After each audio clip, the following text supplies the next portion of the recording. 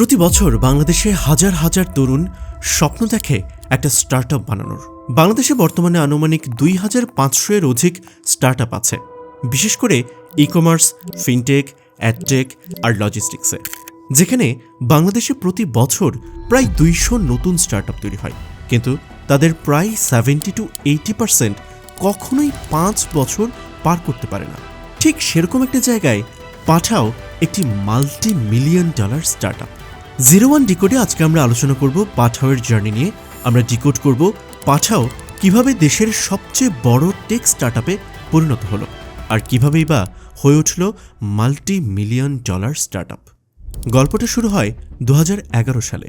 রাজশাহী বিজ্ঞান ও প্রযুক্তি বিশ্ববিদ্যালয়ের ছাত্র হোসেন মোহাম্মদ ইলিয়াস পড়াশোনা শেষ করে ঢাকায় আসেন চাকরির খোঁজে। কাজের সূত্রে পরিচয় হয় নর্থ সাউথ বিশ্ববিদ্যালয়ের ছাত্র সিফাত আদনানের সাথে। দুজনের মধ্যেই ছিল চাকরির গণ্ডির বাইরে কিছু করার তীব্র আকাঙ্ক্ষা। 2013 সালে তারা শুরু করেন একটি মিউজিক স্ট্রিমিং প্ল্যাটফর্ম ডুকডুক।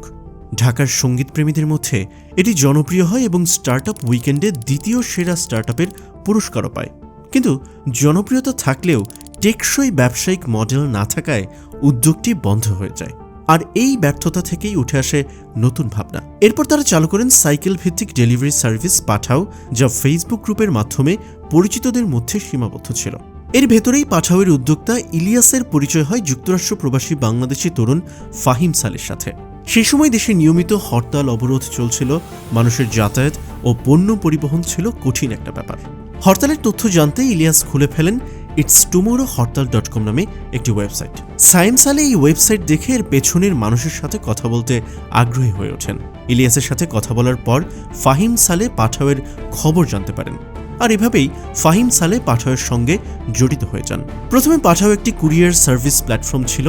এই ডেলিভারি সার্ভিস চালাতে গিয়েই উদ্যোক্তারা উপলব্ধি করেন মানুষ আসলে প্রতিদিন পার্সেল পাঠায় না, কিন্তু প্রতিদিনই তো যাতায়াতের প্রয়োজন হয়। তারা লক্ষ্য করলেন ঢাকার ভয়াবহ যানজটের মধ্যেও মোটর বাইকগুলো সহজেই চলাচল করে। এখান থেকেই আসে যুগান্তকারী সিদ্ধান্ত মোটর বাইক দিয়ে যাত্রী পরিবহন।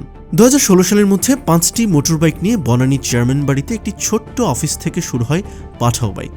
প্রথম দিকে ম্যানুয়াল দিয়ে অর্ডার নেওয়া হলেও অল্প সময়ের মধ্যেই অ্যাপ ভিত্তিক সেবা চালু হয়। 2016 সালে প্রথম মোবাইল অ্যাপ লঞ্চ করে এবং রাইড শেয়ারিং সার্ভিস চালু হয়। 2018 সালে পাঠাও ফুড চালু হয়।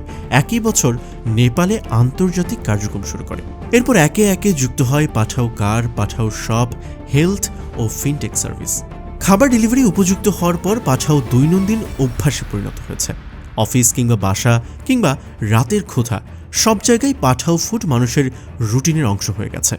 একইভাবে পাঠাও কুরিয়ার ছোট অনলাইন ব্যবসা, ফেসবুক শপ আর এসএমই উদ্যোক্তাদের জন্য নির্ভরযোগ্য লজিস্টিক সাপোর্টে পরিণত হয়েছে, যেখানে ক্যাশ অন ডেলিভারি আর দ্রুত ডেলিভারি সবচেয়ে বড় ভরসা। আবার ফিনটেকের দিক থেকেও পাঠাও পে পুরো ইকোসিস্টেমকে এক সুতোয় বেঁধেছে। আলাদা করে ক্যাশ বা অন্য অ্যাপের ঝামেলা ছাড়াই রাইড, ফুড বা ডেলিভারির পেমেন্ট করা যায়। পে লেটার সুবিধা তরুণ ও নতুন আয়ের ব্যবহারকারীদের জন্য পাঠাওকে আরও সহজলভ্য করেছে, যেখানে আগে সেবা নেওয়া যায়, পরে টাকা দেওয়া যায়। এর সঙ্গে পাঠাও হেলথ আর পাঠাও শপ তো আছেই। সব মিলিয়ে পাঠাও বাংলাদেশের শহুরে ডিজিটাল জীবনের নীরব কিন্তু গুরুত্বপূর্ণ অবকাঠামোর মতো কাজ করছে।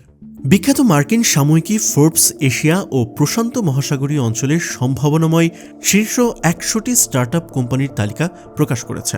এতে স্থান পেয়েছে বাংলাদেশের 2টি স্টার্টআপ প্রতিষ্ঠান দুটি হল পাঠাও এবং জবটেক ও এইচআরটেক প্ল্যাটফর্ম সম্ভব। পাঠাও এখন মোটামুটি $50 মিলিয়ন বেশি বিনিয়োগ করতে পেরেছে। সবচেয়ে বড় টার্নিং পয়েন্ট আসে যখন ইন্দোনেশিয়ার টেক জায়ান্ট গোজ্যাক পাঠাওতে বিনিয়োগ করে। গোজ্যাক দক্ষিণ পূর্ব এশিয়ার সুপার অ্যাপ মডেলের অভিজ্ঞতা যোগ হওয়ার ফলে পাঠাওয়ের ভিশন বদলে যায় এবং একাধিক সার্ভিসকে এক অ্যাপে যুক্ত করার সাহস পায় কোম্পানিটি।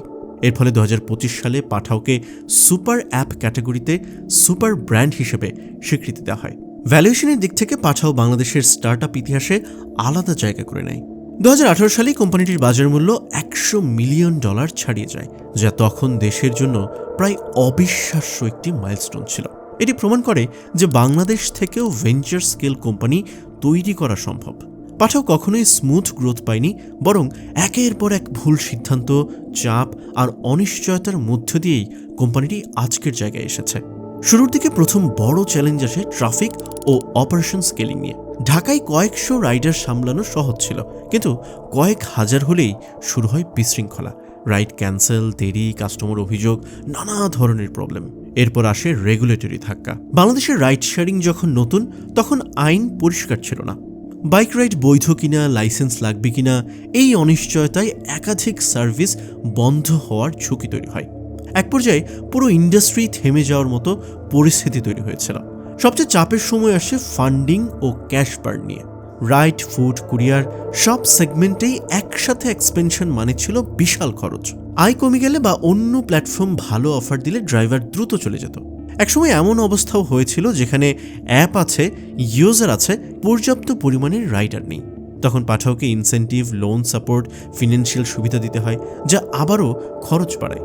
সবচেয়ে ভয়ঙ্কর সময় আসে কোভিড-19 পিরিয়ডে, যখন রাইড প্রায় বন্ধ, ফুড অনিশ্চিত, ড্রাইভারদের জীবিকা ঝুঁকিতে। অনেক স্টার্টআপ তখন বন্ধই হয়ে গেল। পাঠাও তখন বেঁচে থাকে মূলত কুরিয়ার ও সীমিত ফুড ডেলিভারির উপর ভর করে। এই সময় যদি দ্রুত কস্ট কাট ও প্রায়োরিটি শিফট না করত, পাঠাওয়ের গল্প হয়তো সেখানেই শেষ হয়ে যেতে পারত।